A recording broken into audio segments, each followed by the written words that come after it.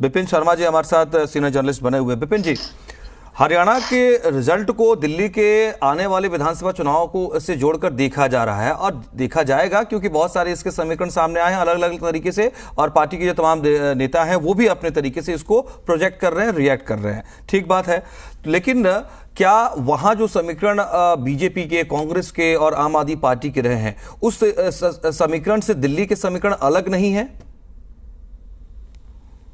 देखिए, पहली बात तो जी दिल्ली एनसीआर बधाई के पात्र हैं, क्योंकि यहां पर आपने जो ये मुद्दा रखा है बड़ी अहमियत रखता है, क्योंकि चर्चा ही उस पर होनी चाहिए। क्योंकि यहां पर जो हरियाणा के चुनावों के नतीजे आए हैं, इसका सीधा असर पड़ेगा 3 जगह। महाराष्ट्र में भी पड़ने वाला है और उत्तर प्रदेश में 10 उपचुनावों, जो सीटों पे उपचुनाव होने, और यहां पर दिल्ली राजधानी।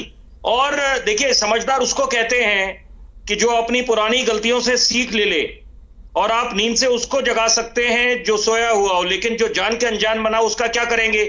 मैं भाजपा से शुरुआत करता हूं। देखिए, यहां पर ये मेरे तीनों मित्र बैठे हैं और मैं बड़ा इनका सम्मान करता हूं। मेरे नाम के आगे वरिष्ठ पत्रकार लिखा है, लेकिन मैं ये बड़ा नाज महसूस करता हूं कि जब मैं बोलूं कि मैं जनता का प्रवक्ता हूं, क्योंकि जनता के मुद्दों की बात होनी चाहिए। आधे से ज्यादा समय व्यतीत हो जाता है ठीकरा फोड़ने में या एक दूसरे पे आरोप लगाने में। क्रेडिट के लिए तो हर कोई तैयार हो जाता है, श्रेय लेने के लिए, लेकिन जब जिम्मेदारी की बारी आती है तो आप पल्ला झाड़ देते हैं, दूसरे पे ठीकरा फोड़ देते हैं। मुद्दा क्या है? देखिए, मुद्दा यह है कि भाजपा ने पुरानी गलती जो उन्होंने करी 2024 में, जो उनको लोकसभा में खामियाजा भुगतना पड़ा है कि ओवर कॉन्फिडेंस, आत्मविश्वास होना चाहिए, अच्छी बात है, लेकिन ओवर कॉन्फिडेंस जो हो गया था, अहंकार, जो आरएसएस मुखिया की बात करें, उन्होंने आईना दिखाने का काम करा, बहुत अच्छी बात है।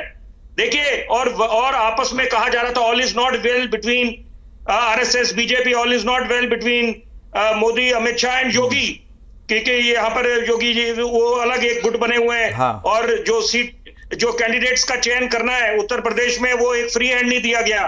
तो यहां पर हरियाणा में देखिए बहुत बढ़िया तरीके से तालमेल बैठ गया, अपनी गलतियों से सीख ले ली कि यहां पर अगर ये लोग एक नहीं होंगे तो वहां पर उसका फायदा सीधा विपक्ष को मिलेगा। ये स्वाभाविक बात है, क्योंकि चुनाव 2 मुख्य बातों पे लड़े जाते हैं, रणनीति पे और मनोबल पर। मनोबल 7वें आसमान पर होना चाहिए और रणनीति बनाकर, और अमित शाह जी को तो कहा जाता है कि 21वीं सदी के चाणक्य हैं।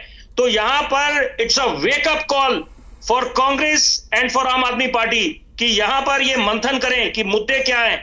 और मैं एक बात बड़े विश्वास जिम्मेदारी से बोलूंगा, यहां पर कांग्रेस के लिए तो बोला जाता है कि ये स्वर्णिम इतिहास वाली पार्टी है। मैं हर एक चर्चा में इस बात का जिक्र करता हूं, 1998 से लेकर 2013 जब मुख्यमंत्री शीला दीक्षित थी और प्रदेश अध्यक्ष चौधरी प्रेम सिंह थे, तब भी कहा जाता था, अब तो दोनों ये महान नेता स्वर्गीय, इनको बोले, इनके नाम के साथ जुड़ा है, तो यहां पर तब भी कहा जाता था कि कुछ आपस में कुछ मुद्दों को लेकर बात नहीं बनती, लेकिन फिर भी पार्टी हित में और दिल्ली के हित में ये लोग आगे बढ़ाते थे और कार्य रुकने नहीं देते थे जो प्रगति के। तो वही बातें प्रेरणा लेनी चाहिए। लेकिन यहां पर देखिए, ऐसी भाषा का इस्तेमाल करें, चौथी पास राजा, जनता के पास अच्छा संदेश नहीं जाएगा। ये बात सब पे आती है, लागू होती है भाजपा के नेताओं पर, भाई आम आदमी, कांग्रेस। और यहां पर बड़ी जरूरी बात, 2 बातें मैं बोलना चाहूंगा।